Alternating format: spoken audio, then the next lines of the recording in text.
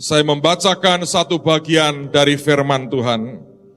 Saya berharap dengan ini segala sesuatunya akan lebih gamblang buat kehidupan kita.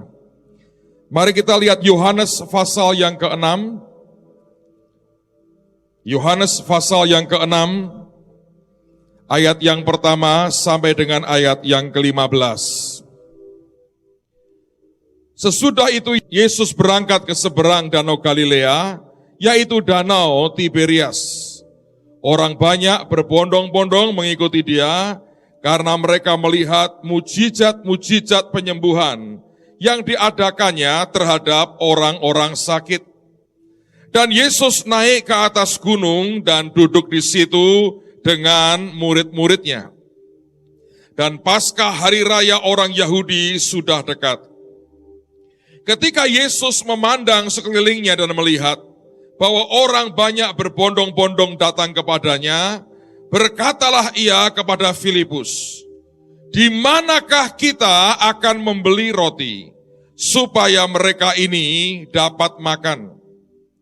Hal itu dikatakannya untuk mencobai dia, sebab ia sendiri tahu apa yang hendak dilakukannya. Jawab Filipus kepadanya, "Roti seharga 200 dinar tidak akan cukup untuk mereka ini, sekalipun masing-masing mendapat sepotong kecil saja." Seorang dari murid-muridnya, yaitu Andreas, saudara Simon Petrus, berkata kepadanya, "Di sini ada seorang anak yang mempunyai 5 roti jelai dan 2 ikan. Tetapi apakah artinya itu untuk orang sebanyak ini?" Kata Yesus, "Suruhlah orang-orang itu duduk.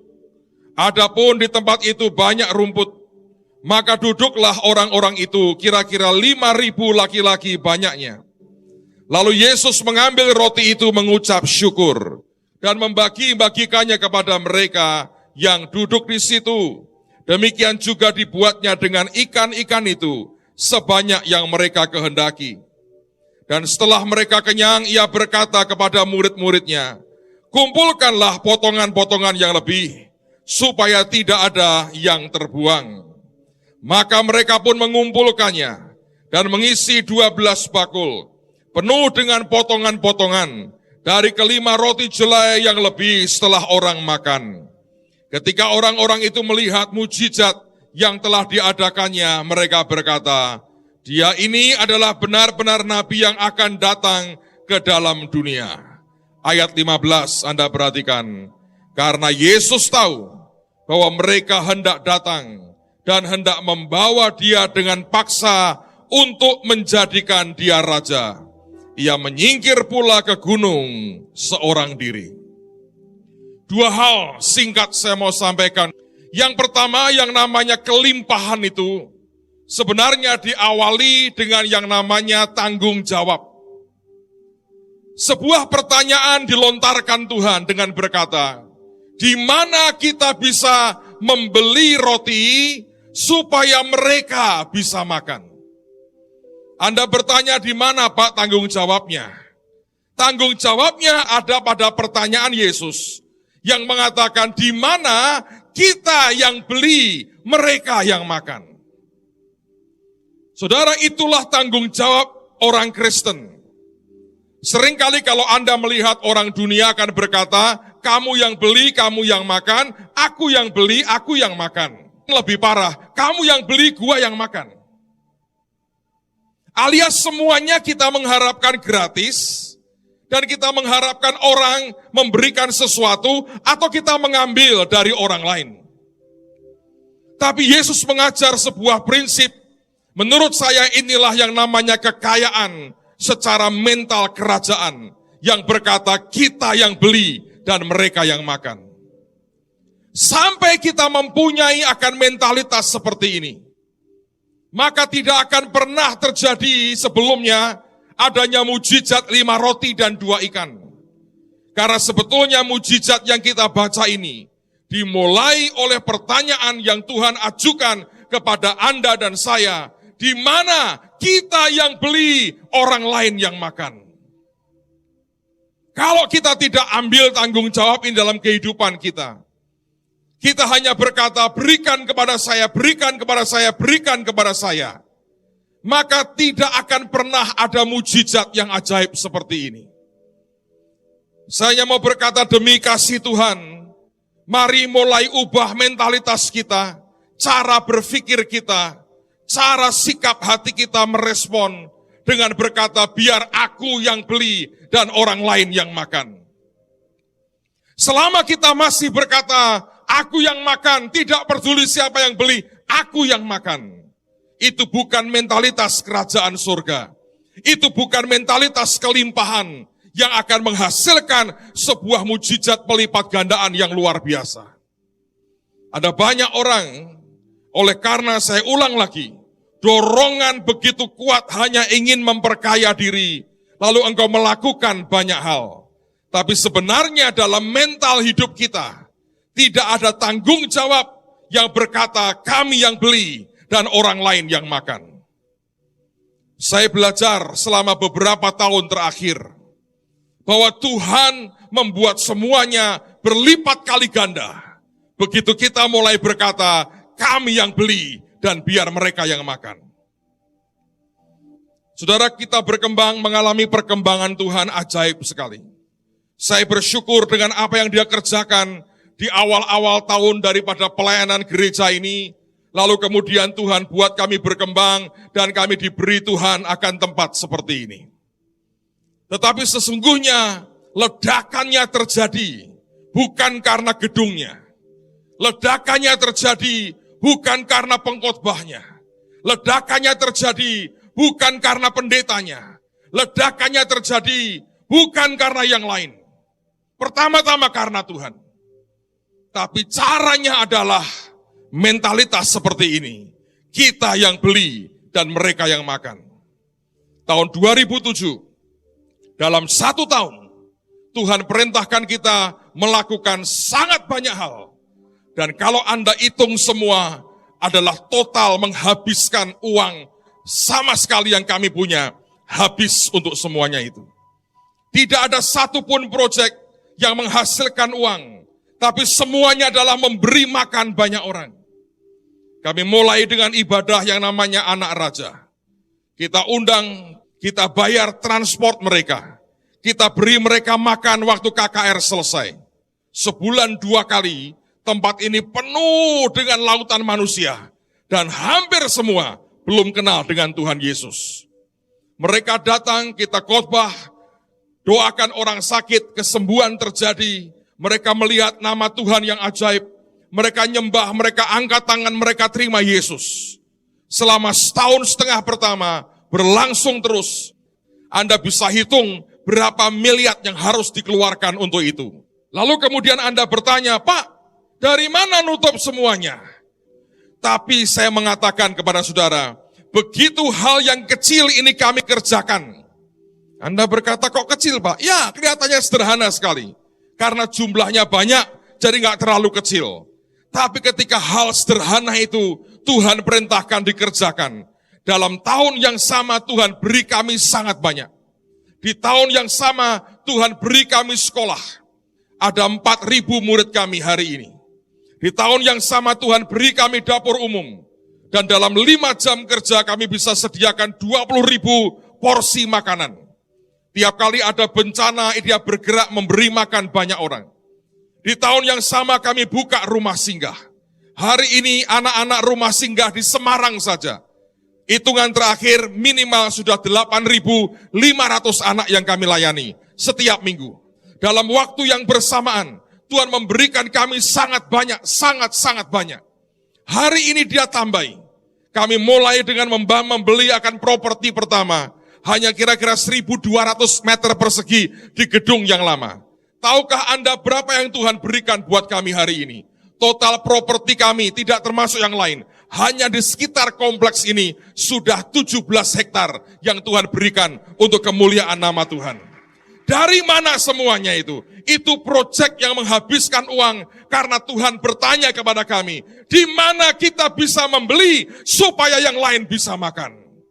Kalau saudara hanya mengagumi akan hasil akhirnya dan tidak pernah mengerti dari mana itu diawali, Bagaimana kita tidak akan pernah bisa mencapai itu, kecuali Anda bisa mengerti dari mana spiritnya ini berasal.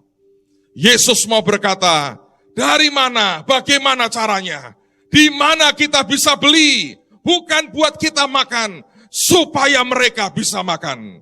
Apakah tanggung jawab itu kita bisa pegang? Saya berkata buat saudara, saya beri contoh mungkin terlalu besar, tapi saya percaya setiap pribadi kita bisa mengerjakan hal yang kecil, sesuatu yang di awal Tuhan perintahkan dalam hidupmu. Tidak usah menunggu Anda kaya raya. Yang dibutuhkan kita berkata, ya Tuhan, setiap tanggung jawab yang Tuhan percayakan kepada kita, kita berkata ya. Sekalipun itu artinya kita yang beli dan orang lain yang makan. Mental seperti itu adalah mental kerajaan surga. Saya berdoa semua kita akan punya mental kerajaan surga. Kita datang bukan untuk meminta-minta. Kita datang bukan untuk mengemis. Kita datang untuk memberkati. Dalam beberapa tahun terakhir ini, kami banyak melayani ke bangsa-bangsa. Seperti yang pernah diceritakan. Saya berkata buat saudara, 2 tahun lalu kami ke Israel dengan Morris Sirulo. Kami bawa kira-kira 600 orang. Mereka semua bayar sendiri. Gereja tidak bayari mereka. Yang mau ikut saya berkata doa dan percaya Tuhan akan beresin. Jangan utang siapapun, jangan minta pinjaman siapapun. Berangkat sendiri, gereja tidak akan bayari orang jalan-jalan ke luar negeri. Tapi kalau engkau percaya jadi berkat buat bangsa-bangsa, ini waktunya. Lalu kami ke Belanda, kami ke Rusia, kami ke berbagai negara. Kami akan kirim tim kira-kira hampir 100 orang lagi untuk melayani akan gereja-gereja di Manchester, di Wales, dan kemudian di London. Dalam minggu depan ini, kita akan memberkati bangsa-bangsa lagi. Tahukah Anda kita berkali-kali dalam setahun ini kirim tim yang cukup besar. Kami kirim ke Kamboja, kami kirim ke Nepal, kami kirim ke Myanmar, kami kirim ke Thailand. Kami akan segera kirim orang ke Taiwan dan kemudian kita akan memberkati teman-teman di Pulau Palau. Saya melihat roh Tuhan bekerja. Sudah waktunya orang Indonesia beli supaya bangsa lain bisa makan dan kita memberkati bangsa-bangsa. Mentalitas seperti ini yang kita harus punya. Dan saya berkata gereja tidak keluarkan uang 1 rupiah pun. Jemaat pasukan ini diajar untuk beriman dan percaya Tuhan bisa mencukupkan segala sesuatunya. Ada orang bertanya kepada saya, Pak, dari mana si A bisa bayar semuanya? Saya berkata, jangan remehkan orang yang beriman kepada Tuhan. Dan jangan remehkan Tuhan Jehovah Jireh yang bisa memberkati siapapun yang mau mengerjakan akan bagiannya. Saya mau tantang saudara, mari punyailah yang namanya mentalitas kerajaan surga yang berkata, kami yang beli, biar kamu yang makan. Kami yang bayar, biar kamu boleh menikmati yang terbaik. Saya berdoa akan muncul pasukan yang berbeda, yang datang bukan hanya untuk meminta, tapi datang untuk memberkati dan berkata, I bless you, aku memberkati engkau, aku memberi kepadamu, aku menyalurkan kelimpahanku. Dan kalau itu terjadi saudara, Tuhan akan disukakan. Itu akan jadi awal yang luar biasa, di mana kegerakan terjadi. 5 roti dan 2 ikan, memberi makan ribuan orang, dan sisa 12 bako. Jangan mulai dengan sebuah ketamakan datang ke Tuhan. Mulailah dengan sikap tanggung jawab. Ambil tanggung jawab yang dia serahkan kepadamu. Sekecil apapun kerjakan itu. Saudara akan lihat kemuliaan yang ajaib Tuhan akan berikan buat kita. Kami melihat Tuhan berkata beberapa waktu yang lalu, nak, 1 hari di seluruh dunia akan terjadi kelaparan yang luar biasa. Dia berkata, beri makan bangsa-bangsa. Kami orang kota tidak pernah tahu bertani. Kami hanya punya tekad untuk mengerjakan apa yang Tuhan mau. Jangan dipikir semuanya berjalan dengan sangat mulus. Di beberapa waktu pertama waktu kami coba dengan pertanian, kami mengalami begitu banyak kegagalan. Tapi Tuhan melihat sebuah kesetiaan. Dalam bulan ini, kami akan mulai sebuah proyek yang ajaib sekali. Ada seorang yang datang kepada kami. Beliau berkata, aku sudah kehabisan uang, Aku sudah jual akan mobilku 2 untuk proyek pertanian untuk umatku. Dan dia berkata, aku gagal. Dia berkata, saya lihat yang kalian buat di Magelang luar biasa. Dia datang dengan data tanah ribuan hektar, dengan ribuan umat yang dia punya. Dan dia berkata, terserah sekarang mau diapakan, saya nurut. Saya serahkan semuanya, tolong dikerjakan. Bantu doa, saudara. Itu akan sebuah impact besar akan terjadi. Dan saya percaya akan membawa sebuah kegerakan yang luar biasa. Bukan dimulai dengan kita egois dan kita tamak dan kita hanya ingin uang dan materi dalam kehidupan kita. Mari mulai dengan responsibility. Mari mulai dengan tanggung jawab ilahi yang Tuhan berikan dalam kehidupan kita. Kekristenanmu akan berbeda, cara melihatmu berbeda, cara berpikirmu berbeda, karena engkau punya mental kerajaan surga. Yang kedua, yang terakhir, ini sebuah peringatan buat semua kita. Tapi inilah faktor yang menyusahkan hati Tuhan. Saya mengerti adalah hati Tuhan ingin sekali memberkati anak-anaknya. Tetapi seringkali berkat yang dia berikan itu menciptakan sebuah akses yang sangat tidak dia ingini. Kalau saya mau berkata terus terang, seringkali berkat yang Tuhan berikan dalam kehidupan kita itu memisahkan kita dari dia. Dari mana, Pak? Lihat pada ayat yang ke-15 dari Yohanes pasal yang ke-6. Dan dengan ini kita akan segera berdoa. Minta anugerah Tuhan, supaya tanggung jawabnya kita terima. Karena Yesus tahu, bahwa mereka hendak datang dan hendak membawa dia dengan paksa, untuk menjadikan dia raja. Ia menyingkir pula ke gunung seorang diri. Ada orang bertanya, bukankah Yesus sangat mau dijadikan raja di atas segala raja? Ya, itu merupakan destininya. Tetapi caranya harus cara Tuhan, bukan cara kita. Tuhan sangat peduli dengan prosesnya. Dia bukan hanya peduli dengan tujuan akhir. Tuhan peduli dengan proses yang harus terjadi dan harus dilewati. Kalau kita berkata, bukankah dia mau berkata, dia raja? Tuhan akan berkata, ya. Tapi dengan cara Tuhan, bukan dengan cara manusia. Dan lihatlah yang dikatakan oleh Alkitab. Mereka hendak membawa dia dengan paksa dan menjadikan dia raja. Saya sempat pelajari kata memaksa di sini itu menarik sekali. Yang pertama, artinya to gain control of. Artinya mendapatkan akan privilege kehormatan untuk mengontrol, mengendalikan.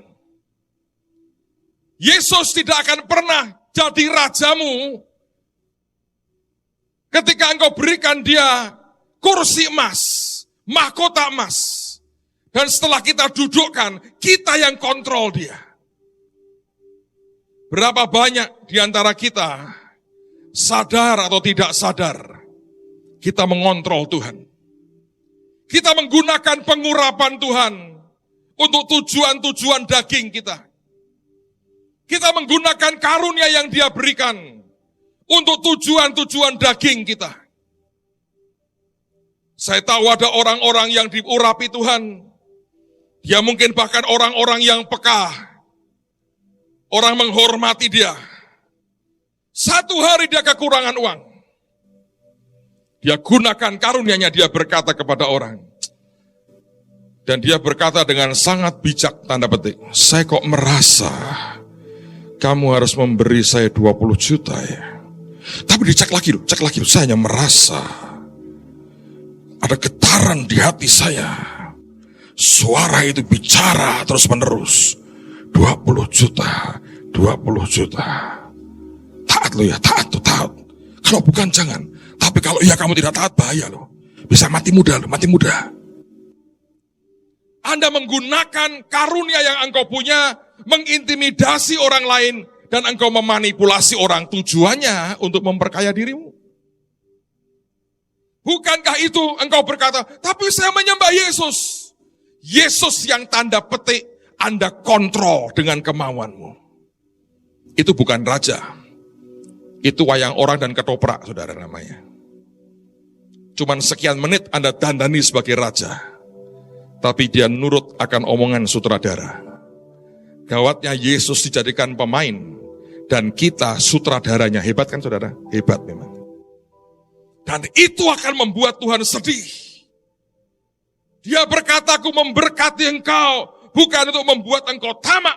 Dan kemudian engkau mau mengontrol aku, buat memenuhi hasrat ketamaanmu. Saya berdoa Anda mengerti. Karena seringkali musuh kita itu, bukan yang di luar pertama-tama, tapi yang di dalam kita ini. Ketamaan kita, semua yang error di dalam kita, itu yang mengerikan, saudara. Hal kedua, kata membawa dia dengan paksa artinya to attack, menyerang. Semua yang sifatnya memaksa Tuhan melakukan apa yang kita mau. Tahukah Anda seperti orang menyerang akan Tuhan? Dan roh Allah itu roh yang sensitif. Kalau Anda serang dia, Anda paksa, dia berhenti dan dia mundur. Masalahnya, ini yang sering terjadi di Alkitab. Ketika Roh Kudus turun, ramenya luar biasa. Hari Pentakosta, Roh Tuhan turun, rame. Simson diurapi, rame. Saul diurapi, heboh. Tapi ketika Tuhan undur dari hidup orang, dia undur dengan perlahan. Tidak ada keributan, tidak ada perpisahan. Tidak ada lagu sayonara. Dia hanya mundur pelan-pelan dengan sedih. Dan dia akan naik seorang diri. Kata ketiga, itu artinya to plunder atau menjarah. Berapa banyak orang Kristen, tiap kali datang yang dijarah Tuhannya. Aku ambil, aku klaim. Kayak pengacara, klaim ini, klaim itu. Tuhan diperas sampai habis, dijarah, tapi sama sekali tidak ada responsibility keluar dari hidup kita. Tuhan sangat sensitif. Roh Kudus itu halus. Kalau Anda datang menyerang, mau menjarah, dia berkata, dia mundur pelan-pelan. Jangan sampai ketika roh Tuhan melihat saudara, tanda petik dia trauma, yang ini aku nggak mau deh. Dan dia mundur pelan-pelan. Anda boleh teriak, Anda boleh jerit, Anda boleh tersungkur, Anda boleh nangis. Dia tahu ada aroma lain keluar dari daging. Dia berkata, dan dia mundur. Itu sebabnya banyak orang kecewa. Dia berpikir dia sedang melakukan sesuatu buat Tuhan. Tapi sebenarnya tidak. Hatinya, jiwanya sudah berubah. Saya berdoa Tuhan kalau melihat kita, seperti dia melihat Kaleb. Tuhan berkata, tetapi hambaku Kaleb, karena lain roh yang ada padanya. Dan dia mengikuti aku dengan segenap hati. Kalau itu ada di sini, dia jamin hidup Anda dan saya akan sampai kepada apa yang Tuhan mau. Amen, saudara. Apakah Anda ini penjarah-penjarah Tuhan? Penyerang-penyerang Tuhan? Dibakar hanya oleh karena hawa nafsu dan keinginan daging. Banyak orang berjuang untuk materi. Seorang hamba Tuhan berkata, justru makin Anda ngotot dalam kedagingan, akan makin sukar. Dia berkata, saya baca di Alkitab, hampir-hampir tidak ada tokoh di Alkitab yang hidupnya melarat. Hampir-hampir gak ada. Ada Pak, Sakius itu, Lazarus maaf, orang yang miskin itu perumpamaan, saudara. Itu perumpamaan.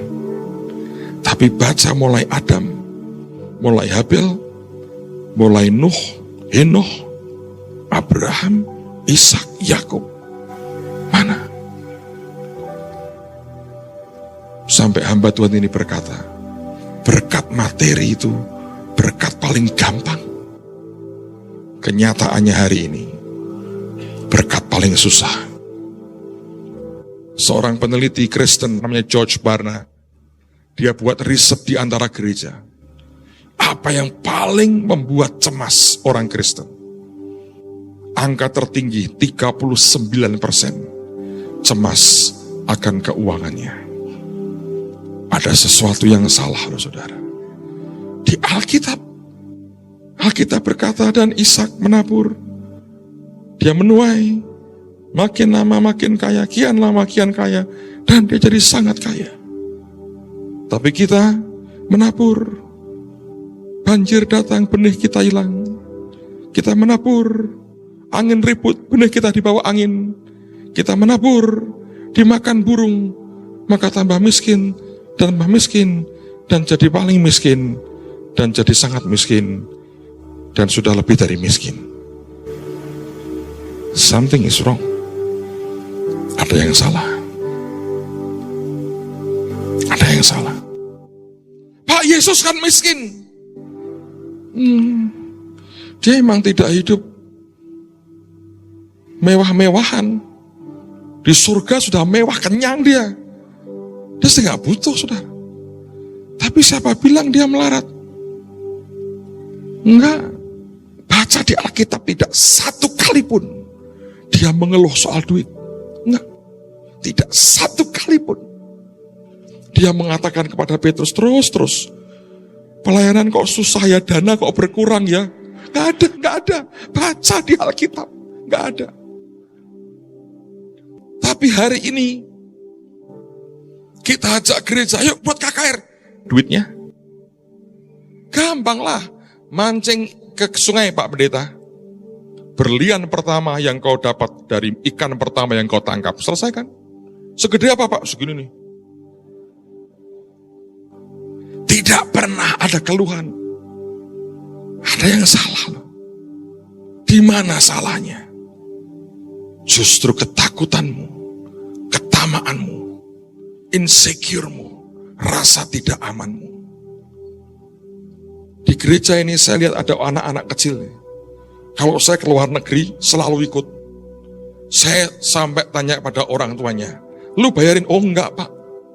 Kami kalau mau pergi tanya Tuhan. Kalau Tuhan berkata kamu enggak pergi, dia enggak pergi. Kalau Tuhan berkata pergi, dia berdoa. Seringkali mereka diberkati lebih dulu dibandingkan orang tuanya.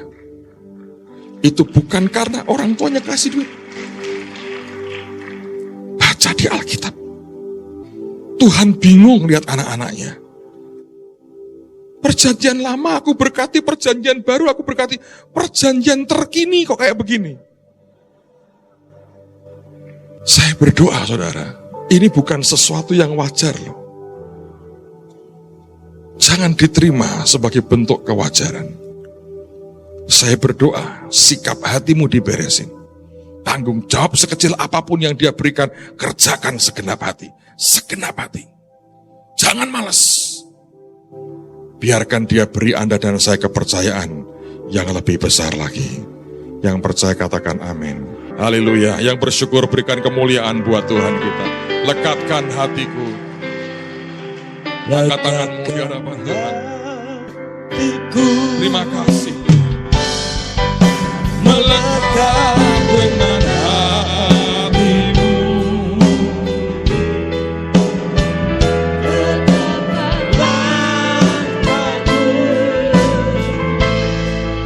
Sejalan dengan firman-Mu. Semua yang ku buat seperti yang Bapa mau.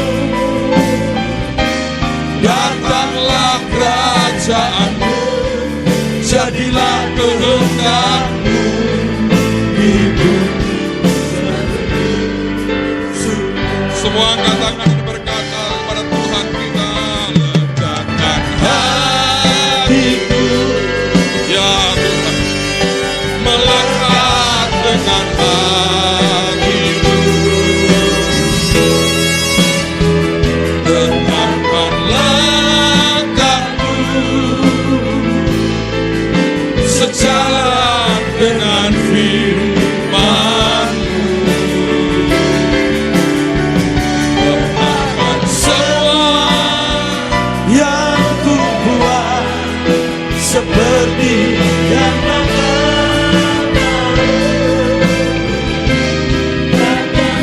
kerajaan-Mu, jadilah kehendak-Mu di bumi seperti di surga. Angkat tangan di hadapan Tuhan, kita berdoa.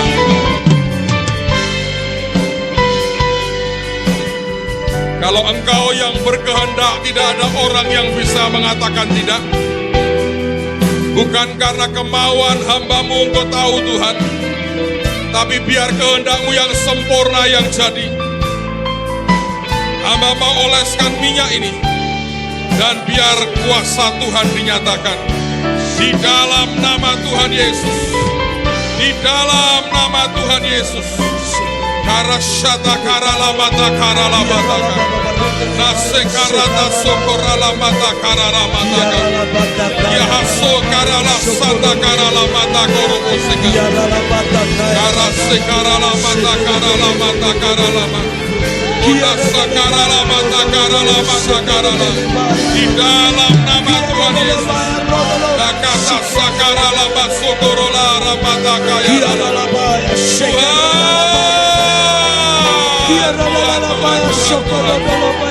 sakarala batakarala bata karasekerala rana batakarala batako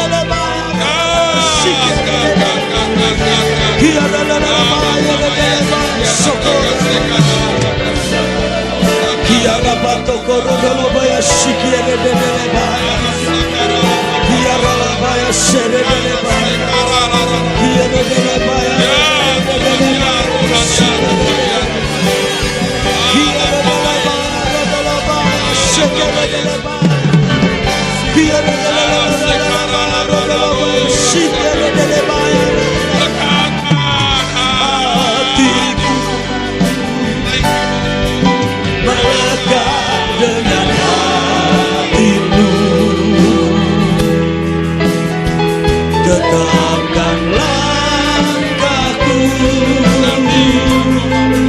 sejalan dengan firman-Mu. Tenangkan semua yang ku buat seperti yang Bapa mau. Datanglah kerajaan-Mu, jadilah kehendak-Mu di bumi seperti di surga. Letakkan hatiku. Mari semua sembah Tuhan, sembah Tuhan, sembah Tuhan. Dalam nama Yesus. Tetapkan langkahku sejalan dengan firman-Mu. Jesus, tempatkan semua yang ku buat seperti yang Bapa mau. Datanglah kerajaan-Mu, jadilah kehendak-Mu di bumi seperti di surga. Lekatkan hatiku. Ini doa kami Tuhan. Ini doa kami. Dengan hatimu. Terima kasih Tuhan, terima kasih Tuhan. Tetapkanlah. Engkau meteraikan semua dalam nama Yesus. Amin. Apa yang kami terima dari Tuhan tidak boleh dicuri setan lagi. Nama Yesus. Dan cover-Mu ada dengan kami kuat. Semua yang ku Tuhan seperti yang Bapa mau. Datanglah, datanglah kerajaanmu, jadilah datanglah kerajaanmu. Mari angkat tangan kita katakan, jadilah, datanglah, datanglah kerajaanmu, jadilah kehendakmu. Di bumi seperti di surga. Amin. Yes, Lord.